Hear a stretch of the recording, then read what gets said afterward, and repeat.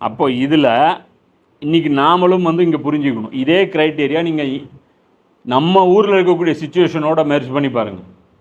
India, Sri Lanka, Tamil Nadu இந்த மாதிரியாக இருக்கக்கூடிய எட்ஜில் மெர்ஜ் பண்ணுங்கள். இன்றைக்கி ஒழுக்கம் கெட்டவர்கள் யார்? ஒழுக்கம் தேவையில்லைன்னு சொல்கிறவங்க யார்? யார் சொல்கிறா? யாரெல்லாம் சொல்கிறா? யாரெல்லாம் தங்களை வந்து பகுத்தறிவுவாதிகள், நாத்திகர்கள் சொல்லிக்கிறவங்க அவங்க என்ன சொல்கிறாங்க? ஒழுக்கம்னு ஒன்று இல்லவே இல்லை. அவங்க அதானே சொல்கிறாங்க, என்ஜாய்மெண்ட்டு வித்தவுட் ரெஸ்பான்சிபிலிட்டி. இதை பெரியார் சொன்னார் அப்படின்ட்டு. பெரியாரை பற்றி அவதூறு யாரும் சொல்லலை. பெரியார் அதை வீரமணின்னு சொல்கிறார். அவர் வந்து குறிப்பிட்டு சொல்கிறாரு. என்னன்னு சொல்கிறாரு? திருமணம்ங்கிறது வந்து இருக்கக்கூடாது. இன்றைக்கி ஒரு மீம் கூட பார்த்தோம்.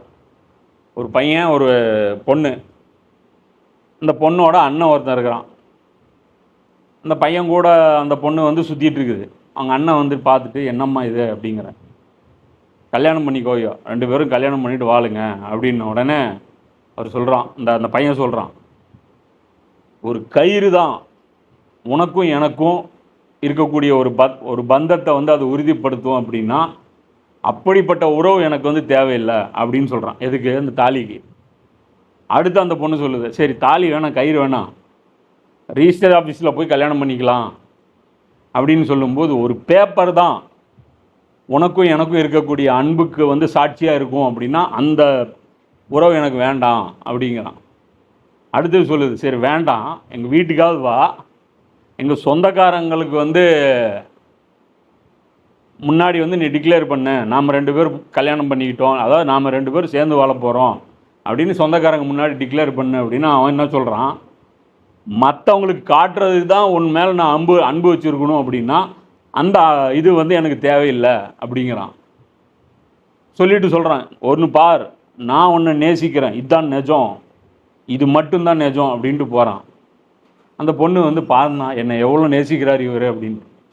உடனே அவங்க அண்ணன் சொல்கிறான், நான் உன்னை வப்பாட்டியாக வச்சுக்கிறேன்னு எவ்வளோ டீசெண்டாக சொல்லிட்டு போகிறான் அவன்.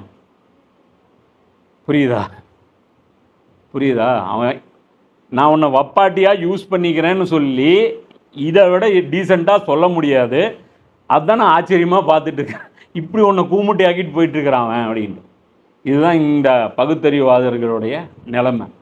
இன்றைக்கி வந்து அந்த லிவிங் ரிலேஷன்ஷிப்பு இதெல்லாம் கொண்டு வந்து என்னங்கிறாங்க, ஏன் ரெஸ்பான்சிபிலிட்டி கொண்டு வரீங்க?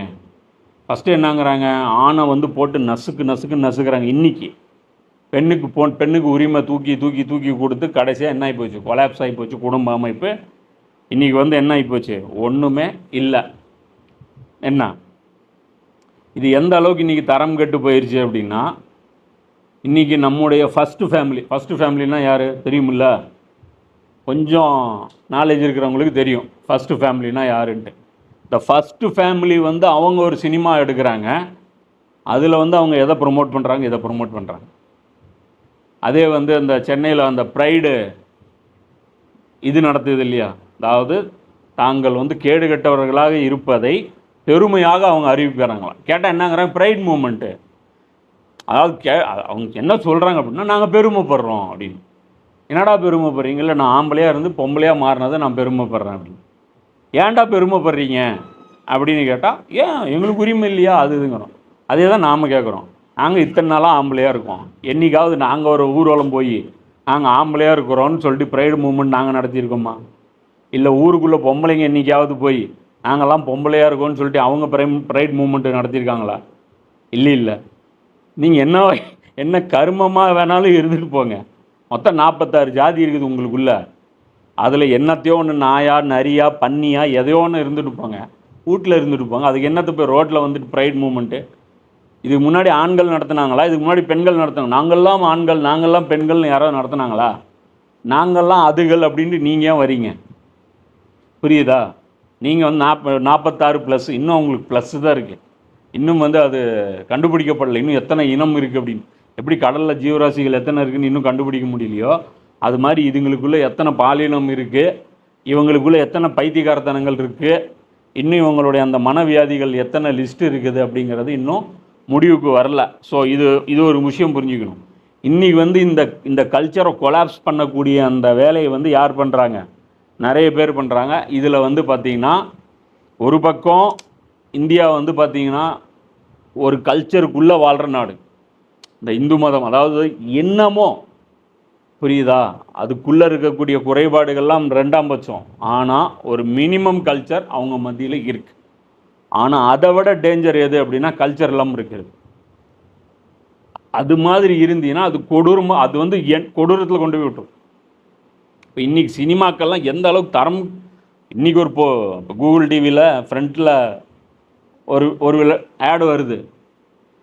ஒரு புருஷன் பொண்டாட்டி கர்ப்பிணி ஒருத்தங்க இருக்காங்க, இன்னொருத்தன் இருக்கிறான், அவன் வந்து குனிஞ்சு வந்து இப்படி பூ நீட்டுறான். யாருக்கு?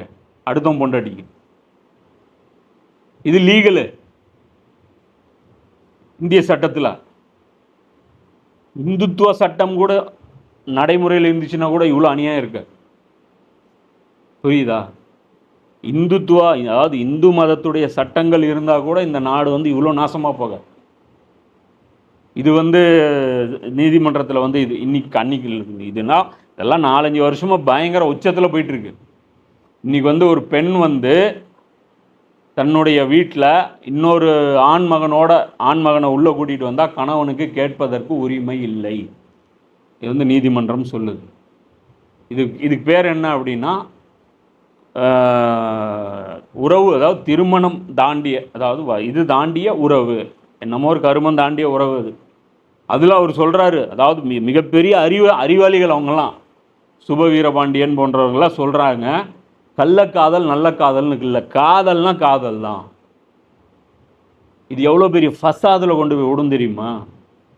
மனித குலத்தையே டீஸ்டபிளைஸ் பண்ணி விட்டுரும். நடத்தி பாருங்க, ஒரு 6 வருஷம், ஒரு 5 வருஷம் நடத்தி பாருங்க, எத்தனை மர்டரு, எத்தனை வன்முறைகள், என்னென்ன நடக்கும்னு பாருங்க. காட்டுறது என்ன? குடும்பத்தில் வன்முறை நடக்குது. குடும்பத்தில் வன்முறை நடக்க தான் செய்யும். நீங்கள் மதுவை கொண்டு வந்து கொடுக்கறதுனால தான் வன்முறை நடக்குது. உங்களுடைய அநியாயமான நிர்வாகத்தினால தான் வன்முறை நடக்குது. அதை அப்படி காட்டுறது. இப்போ மறுபடியும் ஹிந்தியில் அந்த படம் வருது, எது, இந்த கிரேட் இண்டியன் கிச்சன். அந்த ஒரு பெண்ணு அப்படி காட்டுறாங்களாம். அந்த பெண்ணை வந்து கல்யாணம் ஆயிடுச்சு. அந்த பெண்ணுக்கு கல்யாணமான ஒன்று மகன் அந்த அம்மியில் வந்து மசாலா அரைக்குது. இன்னைக்கு எந்த பொண்ணு அம்மியில் மசாலா அரைக்குது? அதெல்லாம் டைனோசர் காலத்துலேயே அழிஞ்சு போச்சு. என்ன இன்னைக்கு வந்து மிக்சி வந்து லைட்டாக வந்து லீக் ஆச்சுனாலே புது மிக்சி அடுத்த நிமிஷமே வந்துடுது. இல்லைன்னா சாப்பாடு கிடைக்காது. என்ன, அதுதான் பொசிஷன். ஏன் ஒன்றுமே பண்ண மிக்சி இல்லை, ஏன் வேறு ஏதாவது பண்ணலாம்ல? ஆல்டர்னேட் ஆப்ஷனே கிடையாது. புரியுதா? மிக்சி இல்லைன்னா சாப்பாடு இல்லை, கிரைண்டர் இல்லைன்னா சாப்பாடு இல்லை. யாரும் கிரைண்டர் அப்படி இருந்தால் கூட அதில் போடுற அந்த பெரிய அந்த பாரமான பனி இருக்குது பாருங்க, அந்த கிரைண்டரில் போய் அதை எடுத்து போட்டு அந்த கிரைண்டர் கல் அந்த கடைசியாக தூக்கி வைக்கிறாங்கல்ல, அதுலேருந்து மாவு அள்ளுறது இருக்குது பாருங்க, அவ்வளோ கஷ்டமான வேலை. மலை உடைக்கிற வேலையெல்லாம் இல்லை. புரியுதா? இன்னைக்கு இவங்களுக்கு இதுதான் வேலை. அதெல்லாம் காட்டுறான். அந்த பெண்ணு வந்து இப்படி அந்த இது பண்ணுது.